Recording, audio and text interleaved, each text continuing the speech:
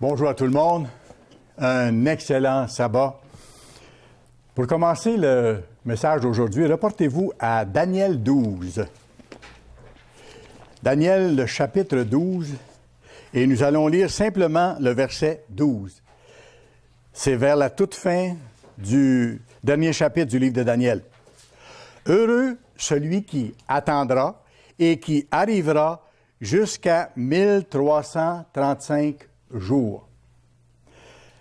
Ça, c'est une phrase qui est intrigante lorsqu'on voit ça pour les premières fois et qu'on se demande qu'est-ce que ça peut bien vouloir dire.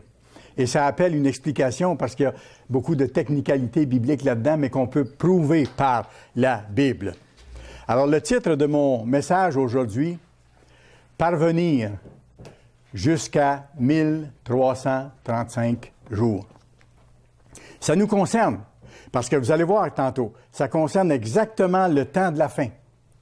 Et il y a une bénédiction pour ceux qui vont parvenir jusqu'à 1335 jours, parce que la Bible dit « Heureux celui qui attendra et qui parviendra jusqu'à 1335 jours ». Pourquoi? C'est simple. Parce que ceux-là seront encore debout et seront encore vivants. Et ce sera le moment du retour du Christ. La fin de ces 1335 jours-là, c'est le jour du retour du Christ. Nous allons le voir. Et pour bien comprendre ces chiffres-là qui nous sont donnés là, il faut commencer à compter à rebours, comme M. Ames nous a souvent expliqué. Il faut commencer à partir du jour du retour de Christ en reculant. Parce que le 1335 jours se termine au moment du retour de Christ, comme nous allons voir. On approche du temps de la fin. On le sait par l'accomplissement des prophéties qui se réalisent tout au long de l'année et de plus en plus et tout autour de la planète. Et si on considère le songe que le roi Nebuchadnezzar a eu et qui a été interprété par Daniel, le serviteur de Dieu, nous sommes rendus à la toute fin de la statue. Parce que la grande statue qu'il a vue en rêve, Nebuchadnezzar, ça raconte l'histoire de toute l'humanité jusqu'à aujourd'hui. On le sait, on peut voir. Et nous, aujourd'hui, on est rendu, pour ainsi dire, au pied de cette statue, dans le temps. Les autres royaumes se sont réalisés. Le songe de Nebuchadnezzar désigne 4 grands empires qui se sont succédés dans l'histoire, selon la perspective biblique.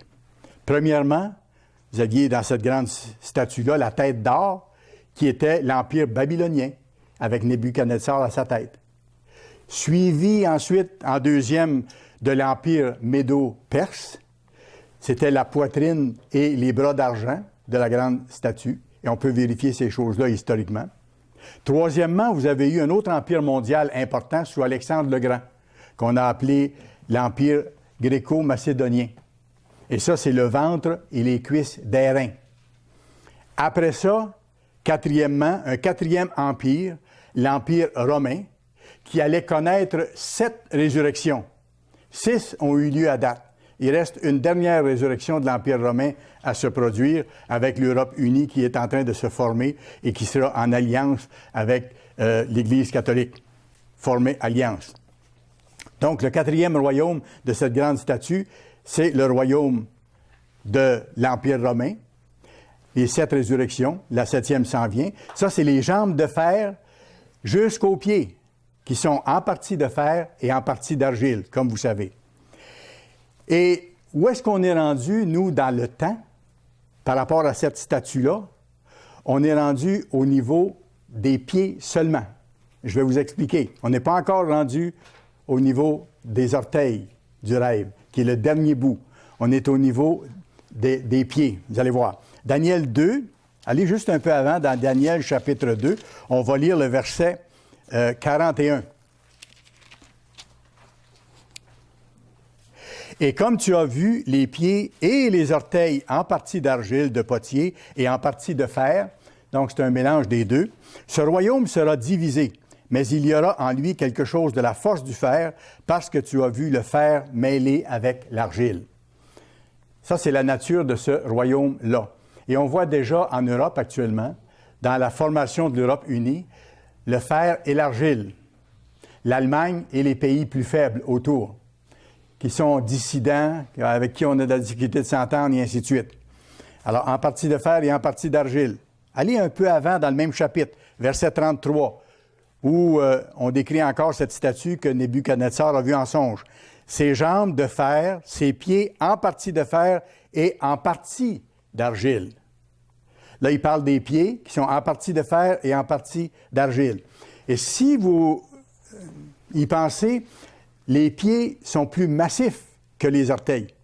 Les orteils, ce sont 10 petites excroissances au bout des pieds. Mais le pied lui-même est plus massif, il est plus gros. Comme la formation de l'Empire européen actuellement. Il y a 27 nations, c'est plus gros. Ce n'est pas encore les 10 orteils. Celles-ci vont paraître bientôt. Lorsque 10 nations ou groupes de nations ou dirigeants européens vont donner leur pouvoir à une bête, une autorité qui va diriger l'Europe. Alors nous sommes donc au niveau des pieds qui sont plus massifs. Les orteils, c'est-à-dire les 10 rois, 10 nations ou groupes de nations qui vont donner leur autorité à la bête, vont bientôt paraître. Et dans toute la longueur de l'histoire de ces royaumes-là, depuis Nebuchadnezzar jusqu'au retour du Christ, la plus courte partie en termes de temps, c'est quoi? Les orteils. Je fais la description pour que vous voyez bien de quoi il s'agit. Ce sont les 10 orteils. Eux, elles, c'est-à-dire ces orteils-là, où le règne de ces 10 rois va durer pendant environ 3 ans et demi, comme la Bible nous l'indique très clairement. Puis, c'est le retour du Christ qui va s'effectuer, comme on voit au verset 34 et 35 ici de Daniel 2. Tu regardais lorsqu'une pierre se détacha sans le secours d'aucune main, frappa les pieds de fer et d'argile de la statue et les mit en pièces. Alors, le fer, l'argile, l'airain, l'argent et l'or, tout ce qui constituait l'ensemble de l'histoire fausse de l'humanité, furent brisés ensemble et devinrent comme la balle qui s'échappe du nerf en été. Le vent les emporta et nulle trace ne fut trouvée. Mais la pierre qui avait frappé la statue devint une grande montagne, un gouvernement, et remplit toute la terre. Le gouvernement du royaume de Dieu. Et c'est ce qui va mettre fin à toute la malheureuse histoire de violence de l'humanité. Maintenant, je vais vous expliquer autre chose par rapport à ce qui s'en vient. Je vais vous expliquer que bibliquement, on voit dans la Bible qu'il y aura, face à la petite Église de Dieu, 2 persécutions à venir, qui sont clairement délimitées. Je veux qu'on le voie, et ça nous aide de le voir clairement. Pas pour qu'on ait peur, parce qu'on compte sur notre Dieu. Si on est proche de lui, on n'a rien à craindre. C'est lui notre refuge. Si on est en train de faire sa volonté, de l'honorer, de vivre selon ses lois, selon ses voies, Dieu a promis une protection à ses vrais serviteurs. Mais il y aura 2 persécutions annoncées sur l'Église de Dieu au temps de la toute fin. Au temps de la toute fin. C'est pas pour rien que le Christ a bien dit « Veillez et priez » pour échapper à toutes ces choses et être jugé digne de paraître debout, c'est-à-dire vivant, devant le Fils de l'homme lorsqu'il viendra. Il nous faut savoir ce qui s'en vient. C'est pour ça que Dieu nous donne les prophéties. Ça nous encourage. Et il faut savoir qui nous sommes et ce que nous devons faire pour être proches de Dieu. Et en même temps, il nous faut être conscients de ce qui vient pour ne pas nous laisser affaiblir, ne pas nous décourager, ne pas nous laisser non plus absorber par les choses autour de nous. Parce que le monde est ainsi fait pour amener plein de distractions, plein de détournements, si vous voulez, des vrais chrétiens. On vit dans ce monde-là. Il faut gagner notre vie, il faut s'occuper des choses, c'est sûr. Mais il faut garder nos priorités à la bonne place. Dieu en premier dans ma vie et vivre selon ses lois. Ne pas me laisser distraire par des choses secondaires ou par des amusements qui seraient contraires aux lois divines, par les tentations que le monde offre de plus en plus, ou encore par les soucis ou les inquiétudes du monde. Le Christ a bien dit, ne vous laissez pas abattre par les inquiétudes et les soucis. Déchargez-vous sur lui de vos difficultés, de vos inquiétudes, mais faites sa volonté. Parce que ce n'est pas tout le monde qui va entrer dans le royaume. Ce n'est pas ceux qui disent « Seigneur, Seigneur » et qui parlent de Jésus à tout bout de champ qui appartiennent à Dieu. Le Christ a bien dit, c'est seulement ceux qui font la volonté de mon Père. C'est clairement établi dans les textes. Alors, je reviens à ça. La Bible parle de deux attaques menées, c'est-à-dire, j'amène un autre élément. La Bible parle de deux attaques menées par Satan au trône de Dieu. Satan et ses démons ont déjà attaqué le trône de Dieu dans le passé pour essayer de prendre la place de Dieu, pour renverser le gouvernement divin, et ça va se produire une deuxième fois. Il y a une de ces attaques-là qui est passée, et il y en a une autre qui est à venir toute proche. Apocalypse 12. Apocalypse, chapitre 12.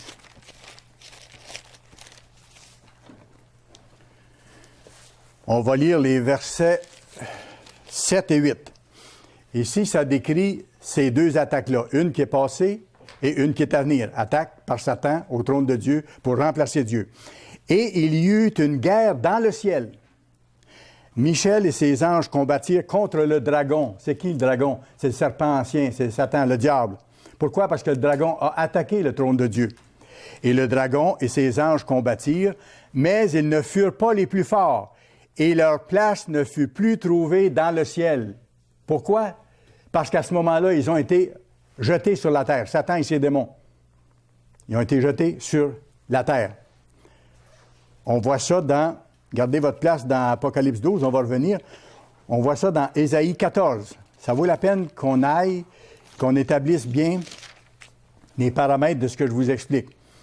Ésaïe 14, versets 12 à 14, ici, vous avez la description de cette première attaque menée par Satan et ses démons au trône de Dieu dans le ciel. On a vu tantôt dans Apocalypse 12 que cette première guerre-là a eu lieu dans le ciel. Alors, qu'est-ce que ça dit ici? Ésaïe 14, verset 12, il parle de Satan. « Te voilà tombé du ciel. » On a vu que Satan avait été rejeté. « Te voilà tombé du ciel, astre brillant. » Lucifer, son premier nom, c'était Lucifer, porteur de lumière, astre brillant. « Fils de l'aurore, tu es abattu à terre. Toi, le vainqueur des nations. » Ou quand on regarde les textes originaux, ça veut dire « toi qui affaiblis les nations » ou qui est le vainqueur des nations. « Tu disais en ton cœur, je monterai au ciel, j'élèverai mon trône au-dessus des étoiles de Dieu. » Oui, parce que Satan avait reçu la direction de la terre avec un tiers des anges. Donc, il avait un trône ici. Il l'a encore d'ailleurs. Il va l'avoir jusqu'à temps que le Christ revienne et qu'on célèbre la fête des expiations et qu'il soit enchaîné pour 1000 ans.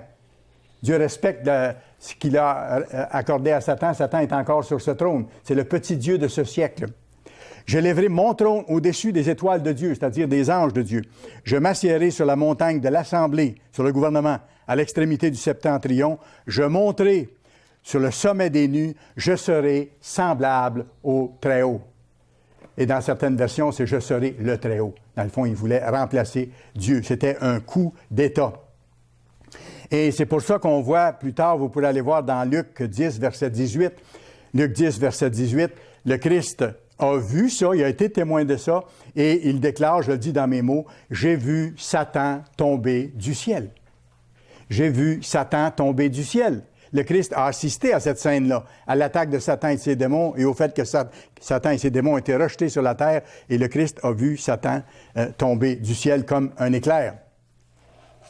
Apocalypse 12. Apocalypse 12. Et nous allons voir une courte description de cette chute de Satan avec le tiers des anges dont il avait la responsabilité après qu'il est monté au trône de Dieu pour essayer de prendre sa place et de renverser le gouvernement d'univers. Apocalypse 12, verset 4. Sa queue, en parlant du grand dragon, de Satan, sa queue entraînait le tiers des étoiles du ciel, le tiers des anges qu'il avait sous sa responsabilité. Sa queue entraînait le tiers des étoiles du ciel et les jetait sur la terre. Ça, c'est lorsqu'il a été rejeté après la première attaque au trône, quand le Christ l'a vu tomber sur la terre. C'est exactement ce qui s'est passé. Je mets ensemble là, les versets les plus succincts qui représentent exactement cet événement-là dont je vous parle aujourd'hui. Donc, la première attaque au trône de l'univers a été perpétrée il y a très, très longtemps. Et Satan a été renvoyé sur la terre avec ses démons. Où il opère déjà encore. Il continue d'opérer, c'est-à-dire. Maintenant, la deuxième attaque aura lieu prochainement. Et on le voit encore là par les textes, et c'est très clair. Et il y a un signe très clair qui nous est donné dans la Bible pour qu'on sache à quel moment donné cette deuxième attaque-là au trône de l'univers aura lieu. Ce sera la dernière. que Satan et ses anges vont tenter pour renverser le gouvernement de Dieu. Et encore une fois, ils vont être rejetés sur la terre comme la première fois. Mais il y aura un signe très évident que cette deuxième attaque-là aura eu lieu, et nous l'avons au verset 13 d'Apocalypse 12. « Quand le dragon vit qu'il avait été précipité sur la terre, il poursuivit la femme qui avait enfanté le Fils. » Et on sait que, bibliquement parlant, cette femme qui a enfanté le Fils, c'est l'Église de Dieu. C'est la petite Église que le Christ a fondée, le petit troupeau qu'il bénit jusqu'à la fin, qui lui donne la responsabilité d'annoncer l'Évangile au monde entier. C'est ce que nous avons à faire. Alors, quand le dragon vit qu'il avait été précipité sur la terre, donc après sa deuxième tentative de renversement du gouvernement divin, il sera rejeté sur la terre. Et qu'est-ce qu'il va faire à ce moment-là? Il va poursuivre la femme qui avait enfanté le Fils. Et dans d'autres textes, comme dans la King James, vous avez qui va persécuter l'Église. Il va persécuter l'Église qui avait enfanté le Fils. Et c'est après ça, après cette deuxième attaque au trône de Dieu, après que Satan aurait été rejeté encore sur la terre, et c'est là qu'auront lieu les deux persécutions sur l'Église de Dieu dont je vous parle. Les deux persécutions sur l'Église de Dieu. Et ce seront deux persécutions qui vont se produire de façon rapprochée, très rapprochée. Vous allez le voir un peu plus tard. D'ailleurs, dans l'Église de Dieu, lorsque nous portions le nom de Église universelle de Dieu, M. Armstrong a pensé à un moment donné que cette deuxième attaque-là au trône de Dieu avait eu lieu. Pourquoi? Il y avait des gens qui avaient accusé faussement l'Église de Dieu à ce moment-là de plusieurs mots. Ça a été prouvé complètement faux par après. Mais à cause de ces accusations-là, l'État de Californie avait pris le contrôle de l'Église de Dieu à Pasadena, en Californie. Alors, ça donnait l'impression que la persécution directe sur l'Église avait commencé et qu'on ne pourrait plus accomplir l'œuvre qu'on accomplissait avant. M. Armstrong s'est posé la question, il dit peut-être que le deuxième attentat au trône de Dieu a eu lieu et que maintenant la persécution de l'Église commence.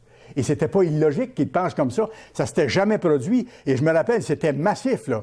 La police envoyée sur le campus, tout était gelé, tout était barré, et c'était terrible. On n'a rien trouvé, sauf que c'était une attaque en règle contre l'Église de Dieu. Après ça, l'Église a continué son travail, et même après, l'Église a connu une croissance phénoménale par la suite. Mais M. Armstrong a pensé que ça pouvait être ça, mais ce n'était pas le cas. Mais la vraie persécution finale, elle approche. Celle-là s'en vient. Alors, regardez le verset 7, Apocalypse 12, verset 7. On recommence, on va reprendre cette description-là, ça va nous aider. « Et il y eut guerre dans le ciel. Michel et ses anges combattirent contre le dragon. » On pourrait le mettre au futur parce qu'ils vont combattre contre le dragon qui attaquera à ce moment-là. « Et ils ne furent pas les plus forts, et leur place ne fut plus trouvée dans le ciel. » Verset 9. « Et il fut précipité, le grand dragon, le serpent ancien, appelé le diable et Satan, celui qui séduit toute la terre. » Oui, il est le petit Dieu de ce siècle. D'ailleurs, le Christ l'a clairement dit. Lorsqu'il a été arrêté, il a dit à ses disciples, le Dieu de ce siècle s'en vient, j'ai rien avec lui. Et il s'est en allé à ce moment-là. Vous vous rappelez de ce contexte-là. Et Satan séduit toute la terre par toutes sortes de fausses religions, et par toutes sortes de fausses religions aussi qui ressemblent, dans certains cas, beaucoup à la vraie religion. Mais c'est une des séductions de Satan, justement. Un mélange de bien et de mal. Dans les lois de Dieu, il y a juste le bien. Il n'y a pas un mélange de bien et de mal. Et c'est une chose qu'il faut apprendre.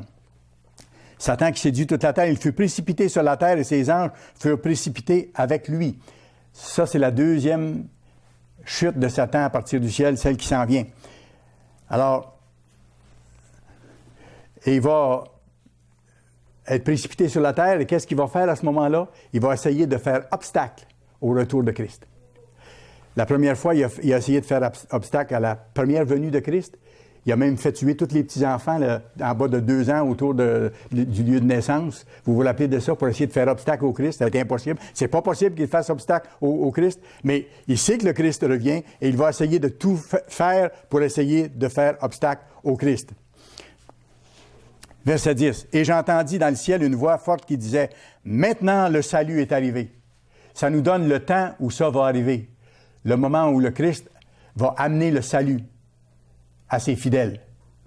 La vie éternelle. On sait que le salut, c'est la vie éternelle. C'est d'être sauvé de la mort éternelle pour ceux qui lui appartiennent. Maintenant, le salut est arrivé ainsi que la puissance, le règne de notre Dieu.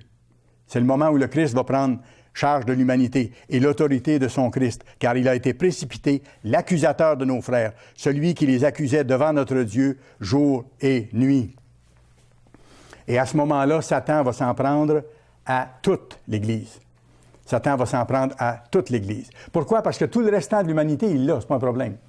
Il ne s'attaquera pas aux autres. Il va s'attaquer à ceux qui suivent Dieu. Et permettez-moi de vous dire que ça sera, comment je dirais, le dernier filtre. Le dernier filtre de Dieu pour voir qui sera digne d'échapper à la grande détresse. Qui sera digne d'échapper à la grande détresse? Parce que ce n'est pas automatique. La protection de Dieu, elle est promise, mais à ses serviteurs fidèles. Pas à ceux qui prennent une partie de ses lois et qui disent, bon, je choisis ce qui fait mon affaire, je choisis à la carte, et ça, je ne le ferai pas, ça, je ne le ferai pas. Ça, ce n'est pas les serviteurs de Dieu, c'est ceux qui choisissent à la carte. Avec Dieu, c'est tout ou rien. Monsieur Appartient nous l'a expliqué souvent. Ou on est des serviteurs de Dieu de tout cœur, même si on n'est pas parfait, mais on marche vers la perfection. Il faut continuer à le faire. Mais on ne peut pas choisir ce qui fait notre affaire. Il y a 10 commandements, il y a les fêtes de Dieu, il y a ces choses-là, et c'est des commandements qui sont éternels. On va même les célébrer, les fêtes de Dieu, dans le monde à venir. On le voit dans les textes. Alors, c'est pourquoi on les célèbre maintenant. L'Église de Dieu célèbre les fêtes de Dieu. C'est normal. Alors, ce sera le dernier filtre que Dieu va utiliser pour savoir qui va être digne d'échapper à la grande détresse, qui sera alors sur le point d'être déclenché. Sur le point d'être déclenché. Et celui qui va persévérer jusqu'à la fin, celui qui va persévérer jusqu'à 1335 jours, sera sauvé. Ici, on ne parle pas premièrement de salut spirituel.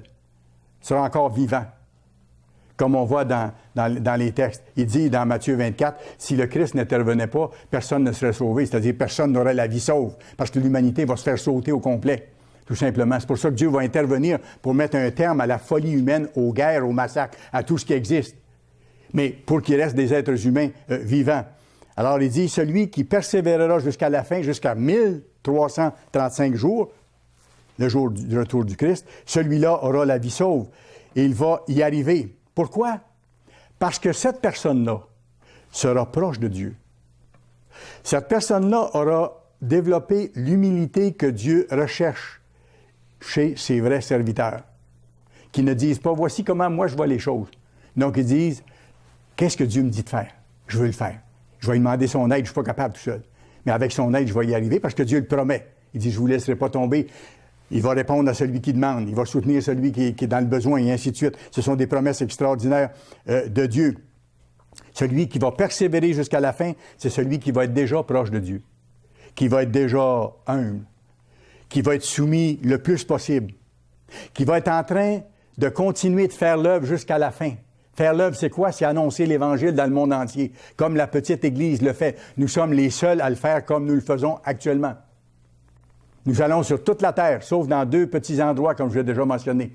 La Corée du Nord, pour l'instant, il y a une petite principauté au nord de l'Italie. Nous sommes partout. Nous arrivons à la fin de l'accomplissement de la mission qui nous a été donnée par le Christ, qui a dit « Allez par le monde entier, prêcher à tous la bonne nouvelle. » Annoncer ce qui s'en vient. Pas pour convertir les gens. Notre rôle, c'est pas de convertir personne. C'est de rendre témoignage. C'est pour ça que c'est dit dans Matthieu 24 que cette bonne nouvelle du royaume de Dieu à venir sur la terre sera annoncée dans le monde entier. Pour convertir le monde? Non. Lisez comme il faut. Pour servir de témoignage. Alors viendra la fin. Alors, les 1335 jours prendront fin. Et ceux qui sont encore debout, vivants, auront été proches de Dieu, auront développé l'humilité, auront continué de se purifier, de s'améliorer, auront soutenu cette œuvre de toutes les façons possibles. C'est ça. Verset 12 d'Apocalypse 12. C'est pourquoi réjouissez-vous, cieux, et vous qui habitez dans les cieux. Parce que Satan et ses démons ont été rejetés sur la terre. Malheur à la terre, je comprends. Et à la mer. Pourquoi? Car le diable est descendu vers vous, animé d'une grande colère. Pourquoi? sachant qu'il a peu de temps. Le peu de temps, là, c'est les environ 3 années et demie qui lui restent. Parce qu'après ça, c'est la fin des 1335 jours et c'est le retour du Christ. Voyez-vous? Alors, c'est pour ça qu'il est animé d'une grande colère. Il faut qu'il mette le paquet parce qu'il est rendu au bout de son rouleau. Il est complètement cinglé. Mais en même temps, il croit encore qu'il peut arriver à renverser Dieu. Il aura été 2 fois au trône, il aura été rejeté 2 fois, mais il va encore penser, tellement il est tordu dans son esprit, il va encore penser qu'il peut y arriver. Alors, il va mettre tout ce qu'il peut mettre. Verset 12, verset 13. Et c'est là que se produit ce qui arrive au verset 13. Lorsqu'il est animé d'une grande colère, sachant qu'il a peu de temps. Quand le dragon vit qu'il avait été précipité sur la terre, qu'est-ce qu'il a fait? Il a persécuté. Il poursuivit la femme qui avait enfanté le Fils. Là, nous saurons à ce moment-là, quand cette poursuite va commencer contre l'Église de Dieu, nous saurons que la deuxième attaque au trône de Dieu par Satan et ses démons aura eu lieu. Voyez-vous, quand on met les choses dans la perspective comme ça, verset après verset, on peut voir apparaître l'image. Et cette femme, comme j'ai mentionné, c'est l'Église de Dieu qui annonce le seul vrai Évangile à travers le monde. Le vrai Évangile, ce n'est pas de dire « Aimez Dieu, faites ce que vous voulez, Dieu vous aime ». C'est faux. L'amour de Dieu, la Bible dit, c'est de mettre en pratique ses commandements. C'est ça le vrai amour de Dieu. Comment aimer Dieu et comment aimer son prochain. Et l'Église annonce l'Évangile à la terre entière, le commandement que le Christ a donné. Il y a certains autres petits groupes issus de l'Église universelle autrefois qui le font, mais à un degré beaucoup moindre, ou avec beaucoup moins de zèle, ou avec beaucoup moins de force, pour toutes sortes de raisons. Mais ils devraient soutenir là où le fer de lance de l'œuvre s'accomplit. Apocalypse 12, verset 13, relisons ça. Là, ça va être la première persécution dont je vous parle. Quand le dragon vit qu'il avait été précipité sur la terre, il poursuivit la femme qui avait enfanté le Fils. Première persécution. Lisons du verset 14 à 16 maintenant. Et les 2 ailes du grand aigle furent données à la femme, à l'Église. Voici la protection que Dieu promet à son tout petit troupeau. Afin quoi? Qu'elle s'envole au désert vers son lieu où elle est nourrie 1 temps, 1 année, des temps, 2 années, et la moitié d'un temps, 1 demi-année, 3 années et demie, loin de la face du serpent. Et de sa gueule, le serpent lança de l'eau comme un fleuve derrière la femme, afin de l'entraîner par le fleuve. Alors à ce moment-là, la vraie Église de Dieu sera en fuite vers le lieu de sécurité. Et Satan va faire en sorte qu'il y ait des armées qui aillent à la poursuite de la vraie Église pour la détruire. Il dit ici que le serpent lance de l'eau comme un fleuve. Vous irez voir Ésaïe 59. Ça définit ce que c'est, cette eau-là. Ésaïe 59, je vais vous le lire. Ésaïe 59 et le verset 19. On craindra le nom de l'Éternel depuis l'Occident et sa gloire depuis le soleil levant. Quand l'ennemi viendra comme un fleuve, quand l'ennemi viendra comme un fleuve, quand il parle d'un fleuve comme ça qui poursuit quelqu'un, c'est l'ennemi qui est là. Quand l'ennemi viendra comme un fleuve, l'Esprit de l'Éternel le mettra en fuite. L'Esprit de l'Éternel le mettra en fuite. Alors, on voit que cette eau-là qui est lancée derrière l'Église, qu'en fait, c'est une armée. Mais l'Église sera protégée. La toute petite Église, le petit troupeau, elle va être protégée comme la nation d'Israël, autrefois, a été protégée de l'armée de Pharaon. Elle a été protégée de l'armée de Pharaon lorsqu'elle est sortie d'Égypte. Exactement de la même façon. Peut-être pas, ce ne sera pas les mêmes circonstances, mais je veux dire, de la même façon, dans le sens, la même protection divine sera accordée. Maintenant, je résume les événements pour qu'on ne perde pas le fil de l'histoire. Il y aura une première persécution de l'Église. Là, on saura que la deuxième attaque au trône de Dieu aura eu lieu. Il y aura une première persécution sur l'Église fidèle qui accomplit l'œuvre et qui persévère. N'oubliez pas, Heureux celui qui persévérera et qui atteindra les 1335 jours. Alors, l'Église fidèle persévère dans l'annonce de l'Évangile tant que c'est possible de le faire. Mais un jour, ce ne sera plus possible que nous le fassions comme nous le faisons aujourd'hui. Alors, persécution d'Église, on sait que la deuxième attaque au trône de Dieu aura eu lieu. Persécution d'Église. À ce moment-là, l'Église va fuir, comme c'est marqué. Et comme on vient de voir, l'Église sera protégée de l'attaque qu'elle subira. Et elle sera amenée à un lieu de sécurité. Un lieu de sécurité sous la protection de Dieu. Apocalypse 12, verset 14. Voici la promesse. Et les deux ailes du grand aigle furent données à la femme, à la petite Église fidèle, afin qu'elle s'envole au désert vers son lieu, où elle est nourrie un temps, des temps et la moitié d'un temps, loin de la face du serpent, parce que là, Satan ne pourra plus l'atteindre. La petite Église sera sous la protection totale de Dieu. Et elle sera nourrie physiquement, du pain et de l'eau lui sera donné, et elle sera nourrie spirituellement pour se préparer à régner avec le Christ dans les quelques années après. Tout ça se tient.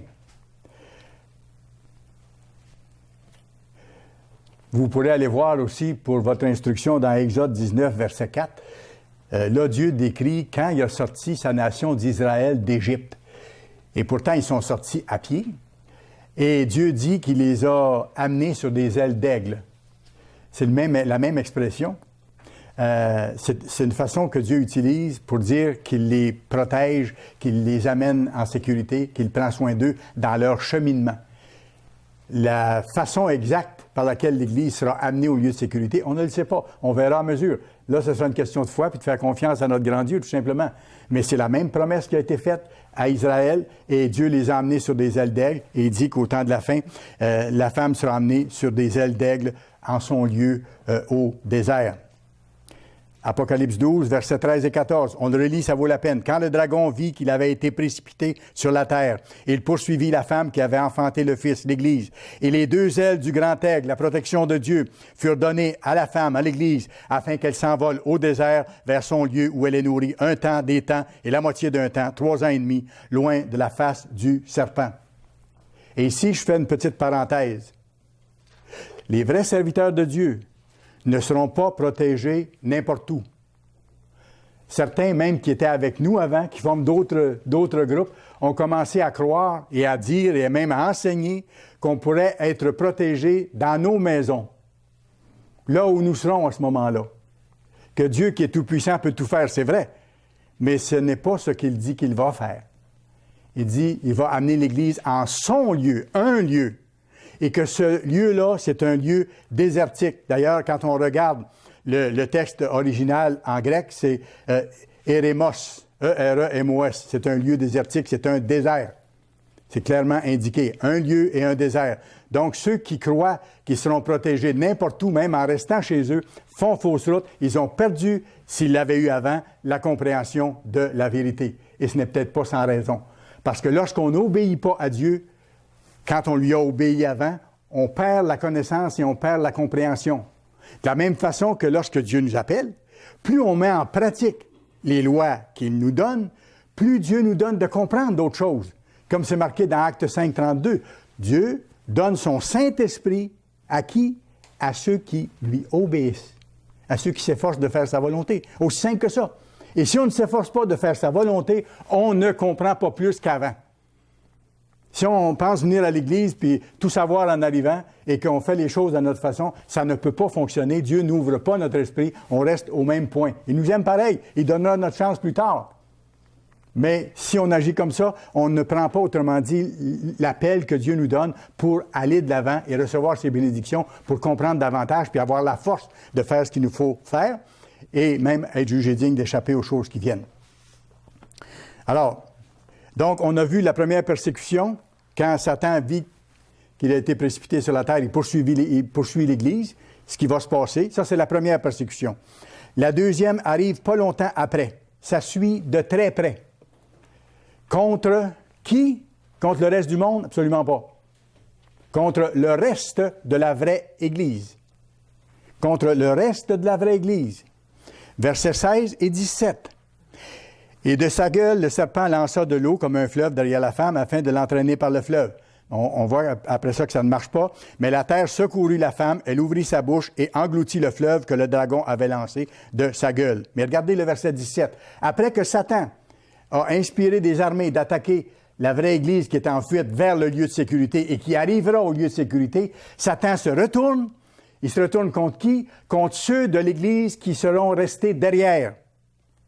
Et le dragon, verset 17, fut irrité contre la femme, contre l'Église, et il alla faire la guerre au reste de sa postérité, les autres qui lui appartiennent.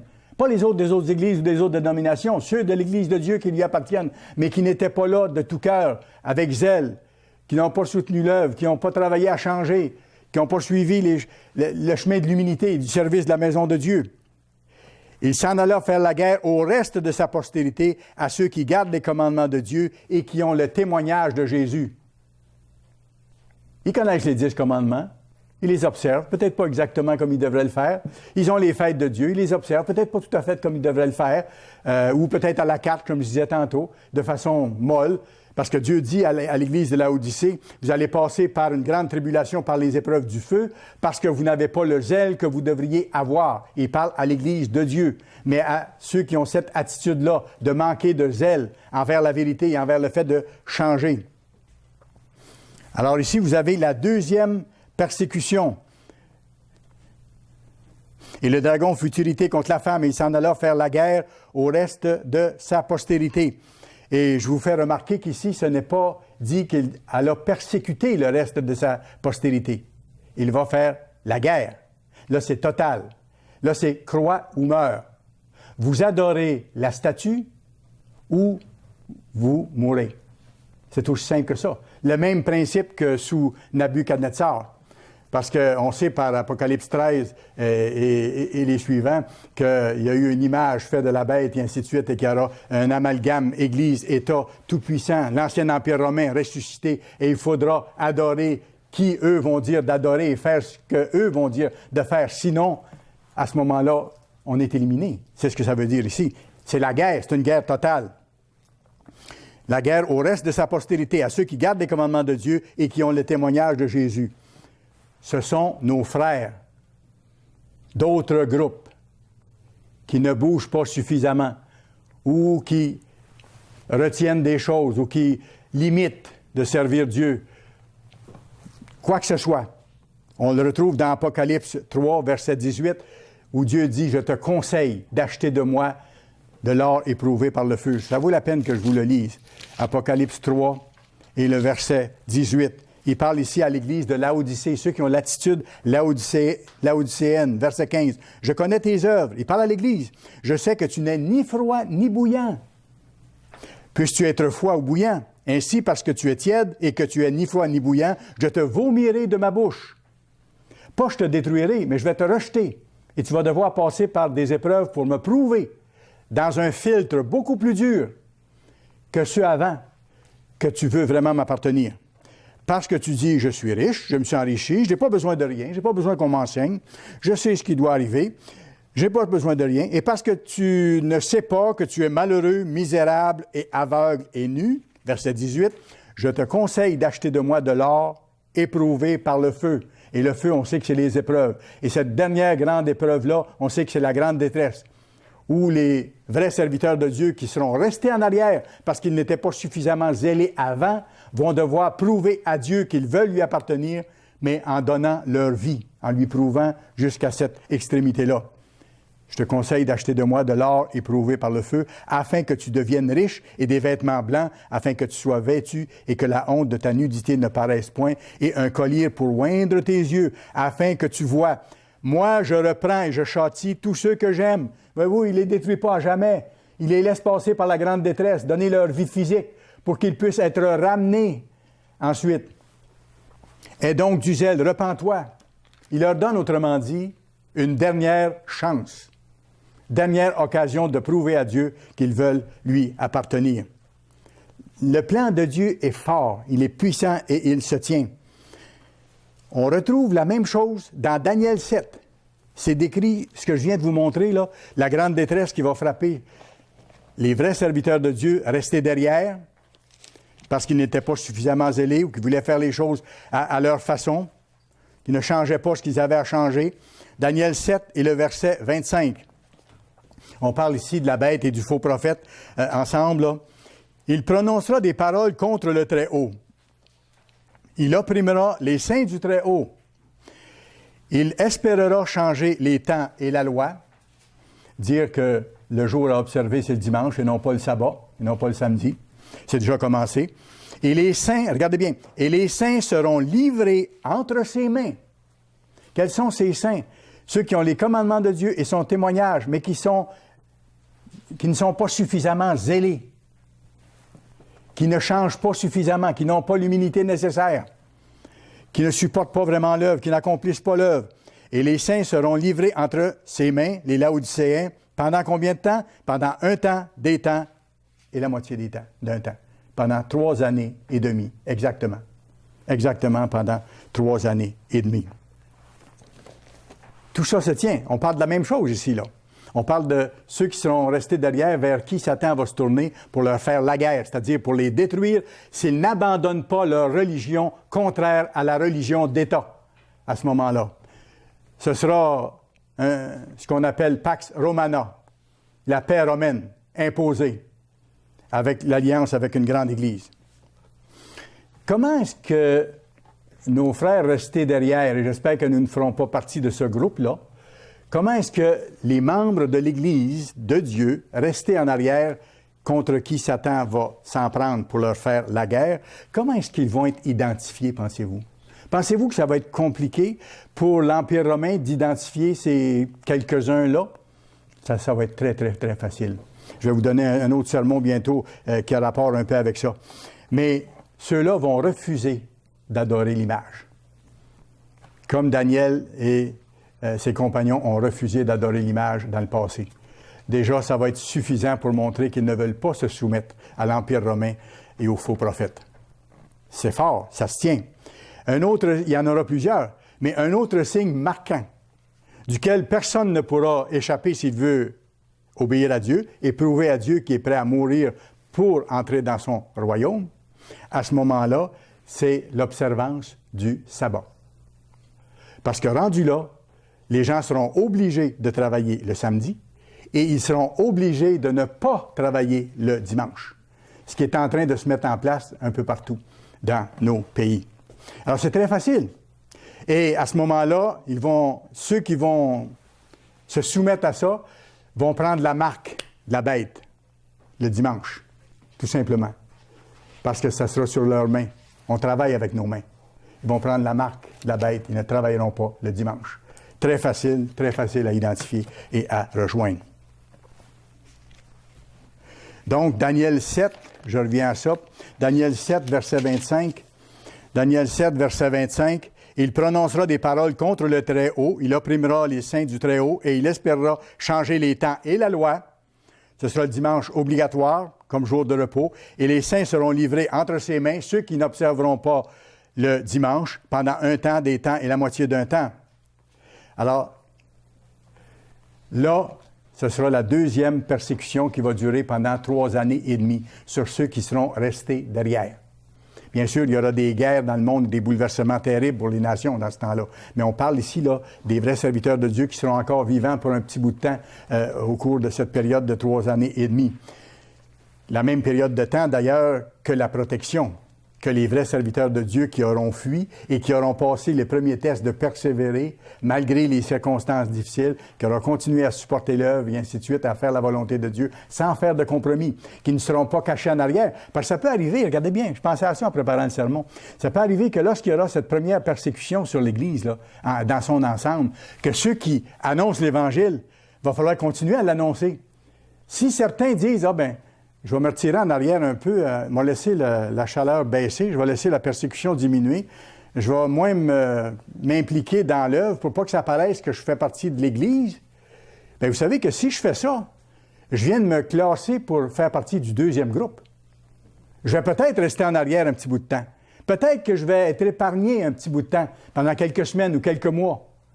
Mais après que l'Église aura fui les vrais serviteurs fidèles jusqu'au bout, après que l'Église aura fui à son lieu de sécurité sous la protection de Dieu, quand Satan va se retourner de bord pour faire la guerre à ceux qui sont encore là, ceux qui auront fait ce choix malheureux de vouloir tenter de sauver leur peau en jouant l'hypocrisie, vont devoir affronter quelque chose d'encore plus terrible. Parce que là, ils vont devoir donner leur vie physique s'ils veulent prouver à Dieu qu'ils veulent faire partie du royaume.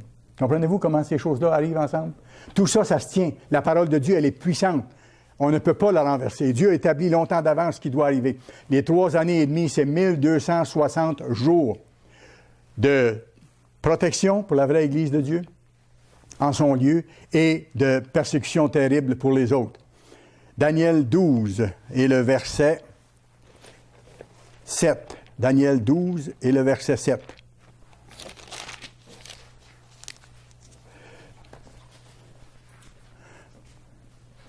Daniel 12, verset 7, on l'a vu. « Et j'entendis l'homme vêtu de lin qui se tenait au-dessus des eaux du fleuve, et il leva vers les cieux sa main droite et sa main gauche, et il jura par celui qui vit éternellement que ce sera dans un temps, des temps et la moitié d'un temps, encore les 3 ans et demi, et que toutes ces choses finiront. » Quand est-ce que va finir les 3 ans et demi de la grande détresse? Toutes ces choses vont finir quand la force du peuple saint sera entièrement brisée.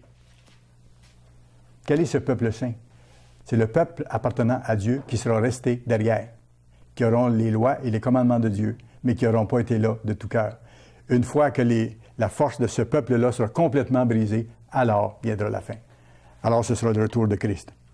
Verset 8. « J'entendis, mais je ne compris pas. Je dis, mon Seigneur, quelle sera l'issue de ces choses? Il répondit, va, Daniel, car ces paroles seront tenues secrètes et scellées jusqu'au temps de la fin. » Nous sommes au temps de la fin. C'était difficilement possible de les comprendre avant, même impossible. Plusieurs seront purifiés, blanchis et éprouvés. Plusieurs seront purifiés, blanchis et éprouvés. C'est qui? C'est encore l'Odyssée. C'est encore ceux restés derrière, à qui Satan va faire la guerre. Ils seront blanchis, purifiés. Ils vont devoir prouver au maximum qu'ils veulent appartenir à Dieu. C'est ceux qui passent par la deuxième persécution, qui passent par la grande détresse. Verset 11.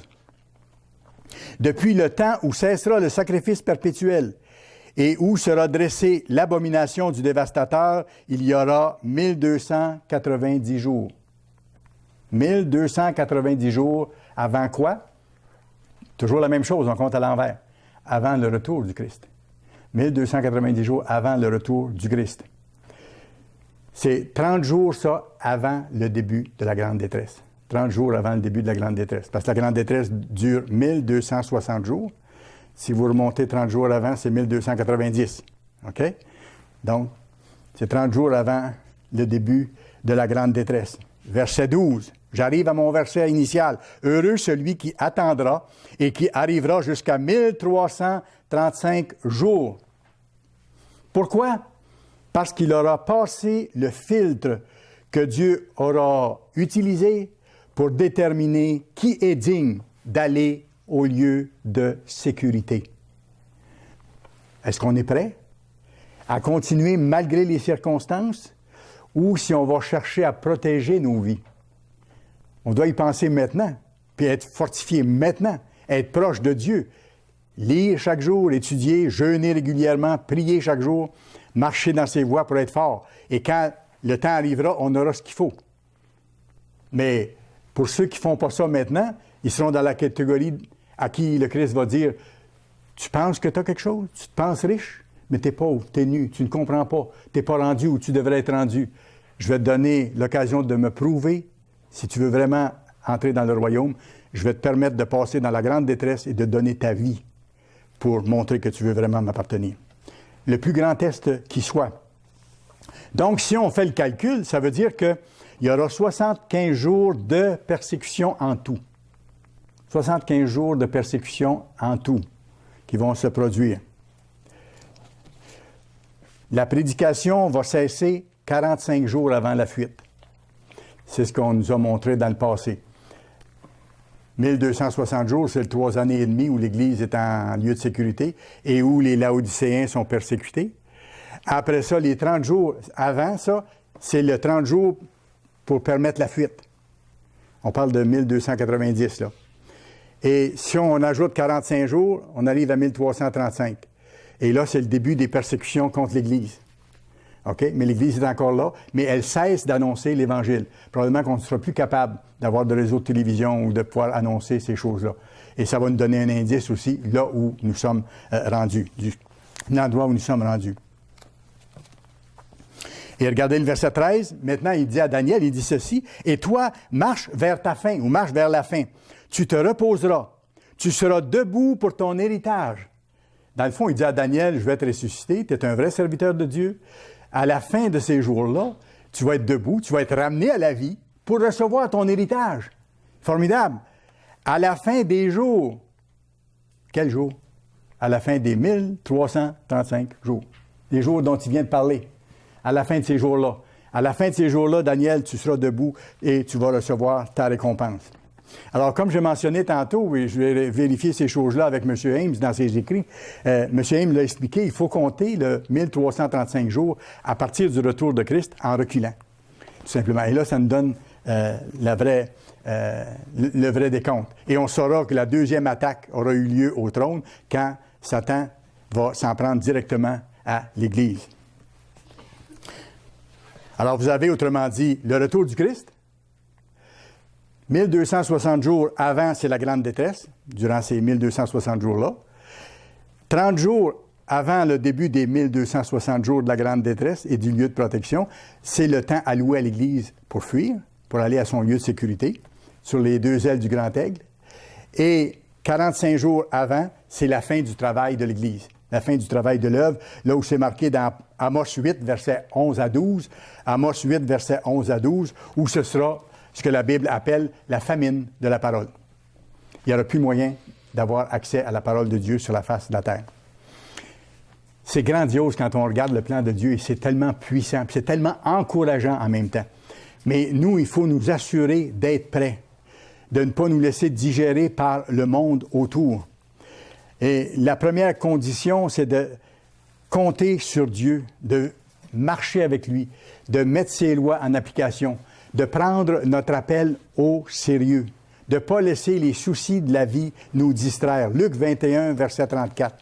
Luc 21, verset 34. Voici la première condition qu'on doit remplir, nous. Les appeler. On n'est pas parfait, mais il faut travailler à se perfectionner. Il dit, prenez garde à vous-même, de craindre que vos cœurs ne s'apesantissent par les excès du manger et du boire, et par les soucis de la vie. Et ils sont nombreux pour tous, les soucis de la vie. Mais il faut demander l'aide de Dieu et les mettre à leur place. Garder nos bonnes priorités, de servir Dieu en premier, d'étudier sa parole, de prier chaque jour, de remettre nos problèmes entre ses mains. Par les soucis de la vie, et que ce jour ne vienne sur vous à l'improviste. Donc, veillez et priez, comme il dit après, verset 36. Veillez donc et priez en tout temps pour que vous ayez la force d'échapper à toutes ces choses qui vont arriver et de paraître debout devant le Fils de l'homme. C'est important. Deuxième condition, on pourrait dire, on la retrouve à Apocalypse 3 et le verset 10. Apocalypse 3, verset 10. Ça parle de l'Église de Philadelphie, dont on doit avoir l'attitude.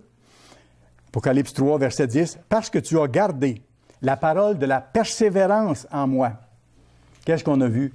Heureux celui qui persévérera et qui arrivera jusqu'à 1335 jours. Il faut persévérer dans les voies de Dieu sans s'en détourner. Parce que tu as gardé la parole de la persévérance en moi, je te garderai aussi, je te protégerai à l'heure de la tentation, à l'heure de la grande détresse qui va venir sur le monde entier pour éprouver les habitants de la terre. Et c'est la même chose qui est dite à nous que le Christ a dit au jeune homme qui lui demandait « Qu'est-ce qu'il faut que je fasse pour entrer dans le royaume de Dieu? » Il dit « Garde les commandements de Dieu. Garde les commandements de Dieu. » C'est fantastique. C'est ce qu'il nous faut faire.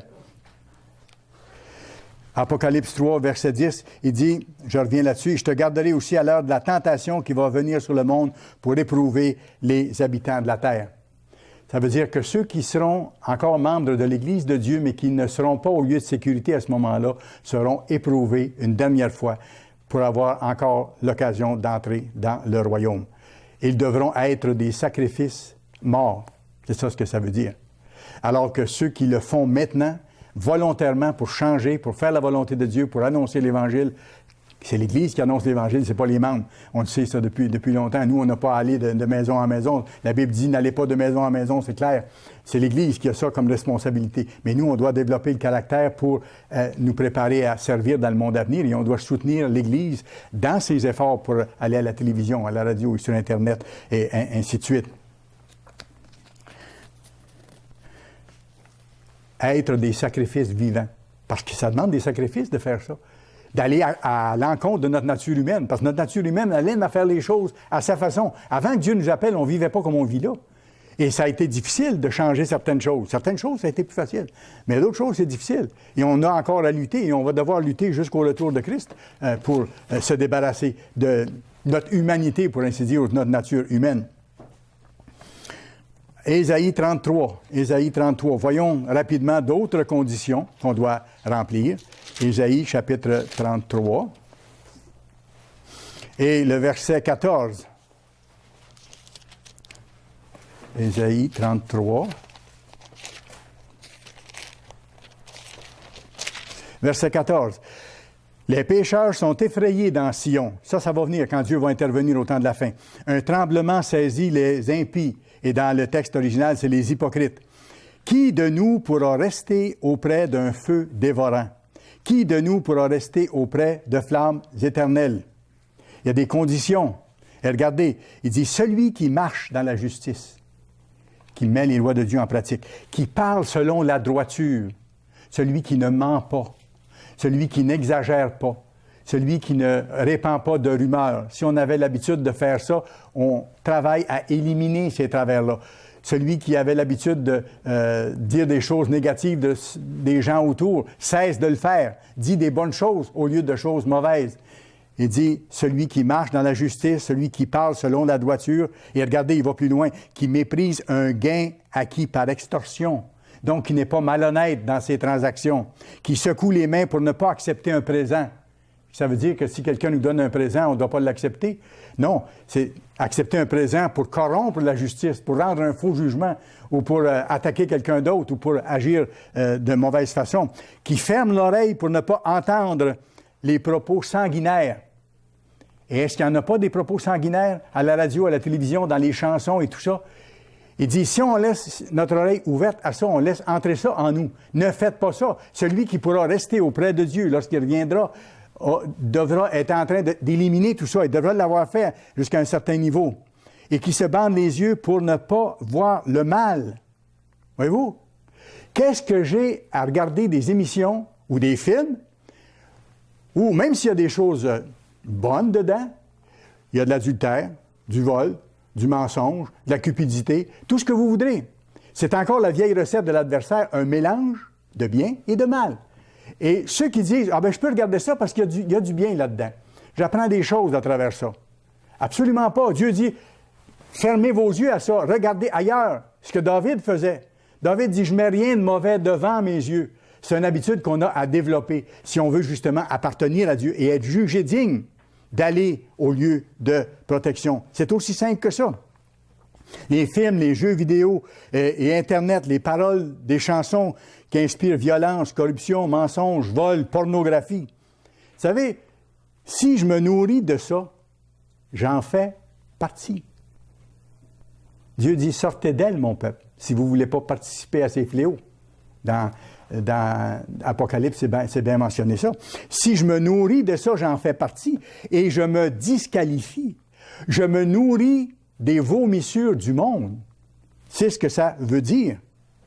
Dans cet environnement qui est sans pareil, le monde dans lequel on vit, il n'y a pas eu de monde comme ça, sinon peut-être au temps du déluge, juste avant que Dieu envoie le déluge, parce qu'il dit les pensées des hommes étaient méchantes tout le jour. Il peut y avoir seulement cette période-là qui a été comme ça, mais on est dans un environnement terrible. Et ceux qui persévèrent jusqu'à la fin, il faut vraiment qu'ils veulent. Il faut vraiment qu'ils supplient Dieu, parce que de nous-mêmes, on ne peut pas. De nous-mêmes, on ne peut pas. C'est pour ça qu'il faut jeûner régulièrement pour demander à Dieu sa force de faire sa volonté. Ceux qui persévèrent dans cet environnement-là extrêmement difficile, puis ça va devenir de plus en plus difficile, ceux qui vont persévérer avec la force de Dieu, c'est possible, il le promet, vont montrer au Christ à ce moment-là qu'ils sont dignes. d'échapper à la grande détresse. C'est le test. C'est ce que la Bible nous montre très clairement. Regardez ce que dit le verset 16 après qu'il a décrit tout ça. Là. Qui va pouvoir rester auprès de Dieu? Celui qui marche dans la justice, qui parle selon la droiture, qui méprise un gain acquis par extorsion, qui secoue les mains pour ne pas accepter de présent, qui ferme l'oreille pour ne pas entendre de propos sanguinaires, qui se bande les yeux pour ne pas voir le mal. Qu'est-ce qui va lui arriver? Regardez, verset 16. Celui-là habitera dans des lieux élevés. Des rochers fortifiés seront sa retraite ou son refuge, le lieu de sécurité, le lieu de refuge. Du pain lui sera donné, de l'eau lui sera assurée. L'Église sera nourrie au désert, dans son lieu, pendant un temps, des temps et la moitié d'un temps, pendant 3 années et demie. C'est extraordinaire. C'est extraordinaire. Vous savez, le peuple de Dieu a la possibilité de se raffiner spirituellement maintenant, alors qu'on est dans une période de temps relativement calme et paisible. Même s'il y a beaucoup de problèmes autour et tout ça, nous sommes encore dans une période relativement calme et paisible. C'est le temps qui nous est donné pour nous fortifier maintenant. De sorte que quand vont venir les temps plus difficiles, nous serons déjà forts et capables de passer à travers ces choses-là. En terminant, je vous cite un passage d'un article écrit par M. John Ogwyn en 2001, c'est-à-dire la traduction date de 2001, où il parle de Sophonie. Allez à Sophonie, s'il vous plaît, chapitre 2. M. John Ogwyn nous dit de ne pas craindre les temps à venir. Il ne faut pas craindre les temps à venir. Il y a un seul qu'on doit craindre, respecter, c'est Dieu. Il faut savoir servir Dieu et lui faire confiance. Alors, il va être notre refuge. Sophonie 2, verset 3. Et je vous lis le petit paragraphe que j'ai tiré de cet article-là ici. Monsieur John Ogwyn écrit ceci. Le prophète Sophonie, dont le nom signifie, regardez bien, le nom de Sophonie signifie le caché de l'Éternel. Celui que l'Éternel cache ou protège. Et c'est pas pour rien, parce que dans le message, il parle de ceux qu'il va protéger, qu'il va cacher. Le prophète Sophonie, dont le nom signifie le caché de l'Éternel, parle des temps de la fin et décrit ceux que Dieu protégera. Et là, je vous cite le verset 3 du chapitre 2. « Cherchez l'Éternel. » Cherchez à le comprendre, cherchez à mettre en pratique ses voies. « Vous tous, humbles du pays, qui pratiquez ses ordonnances, recherchez la justice, recherchez l'humilité. Peut-être serez-vous épargnés au jour de la colère de l'Éternel. » Voyez-vous, il parle de la protection possible qui sera accordée à ceux qui vont faire ça. En conséquence, certains seront épargnés. On peut les appeler les cachés de l'Éternel. Le psaume 81, je continue la lecture de l'article de M. Ogwyn, décrit ceux qui habiteront sous l'abri du Très-Haut. Ils seront protégés et ils verront seulement les catastrophes sans les subir. Les épidémies et les tirs des armes qui frapperont le monde au temps de la fin n'atteindront pas ceux qui seront sous la protection divine. Ayant fait de l'Éternel Dieu leur refuge et leur forteresse, par la foi de Christ, pas notre foi, la foi de Christ, ces serviteurs de Dieu bénéficieront de sa protection durant cette période atroce. Alors voyez-vous, nous, on doit d'ici là s'efforcer d'accomplir les conditions dont on a parlé il y a quelques minutes. Et si on le fait, on pourrait être jugé digne d'échapper aux choses qui viennent. Et j'imagine à ce moment-là, ça va être, au lieu de sécurité, une possibilité extraordinaire. Celle de fraterniser de façon spéciale et unique avec les membres de la famille de Dieu qui seront sous la protection de Dieu à ce moment-là et qui seront sans doute sous un enseignement intensif, préparatoire à prendre le service du monde sous le Christ très peu de temps après. Heureux celui qui arrivera jusqu'à 1335 jours. Celui-là aura été jugé digne de paraître debout devant le Fils de l'homme.